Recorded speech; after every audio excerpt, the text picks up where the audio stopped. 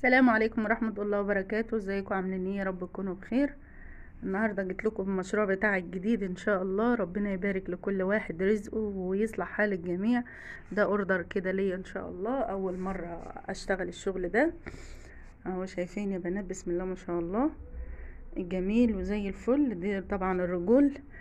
فاكرين لما قلت لكم الفراخ غلت والكلام دوت والاسعار ومش عارفه ايه والدنيا تعب، الناس تعبانه يعني. فربنا يعدي ايامنا على خير. اجا شهر البركات، شهر المغفرة، شهر الرحمة. طبعا بيجي الخير معاه سبحان الله، حتى لو ايه في الدنيا. اتمنى اللي تشوفوا الفيديو بتاعي دوت تعلي مشاهداته، وتشوفوا تعملوا لايك وشير وسبسكرايب.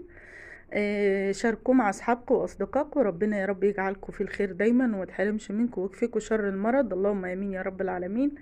طبعا انا جبت بسم الله ما شاء الله الشهر ده، الشهر اللي فات، لما لقيت الفراخ غلت والناس مش عارفة تشتري وكده، انا لقيت الفراخ غلت فقلت بقى ايه، انا بدل ما اروح و200 جنيه و300 جنيه والكلام ده، انا اروح اجيب لي 15 كتكوت. وكانت تجربة الحمد لله رب العالمين. هو مات منها يعني، بس الحمد لله اللي فضل اللي شهر رمضان ان شاء الله باذن الله وانتم طيبين باذنك يا رب. مشروعنا الجديد، لو انت عايزة تفتحي مشروع من البيت، لو انت مش عايزة تمشي تشتغلي مثلا، هتربي لك مثلا على قد 15. لو عندك بلكونة، عندك مكان على السطح، عندك والله في ناس بتربيه تحت الحوض والله العظيم. يعني لو عندك واسع في المطبخ ربيه، وبعد كده ايه، هو شهر وهتذبحي منه شهر ونص. وشايفين بسم الله ما شاء الله، اللهم بارك. انا لسه ما نضفتهاش يعني، بس انا بوريكم كده ايه اول الفيديو واوريها لكم. شايفين جابت معايا بسم الله ما شاء الله 35 يوم، جابت معايا 2 كيلو و2 كيلو ونص. بسم الله ما شاء الله. الصدر اهو هتطلع معاكي بانيه ويطلع حاجات حلوه بسم الله ما شاء الله. انا لسه ما نضفتهاش، فانا ايه مرضتش اوريها لكم وانا بذبحها عشان حقوق اليوتيوب يعني ما بيسمحش بالذبح وكده.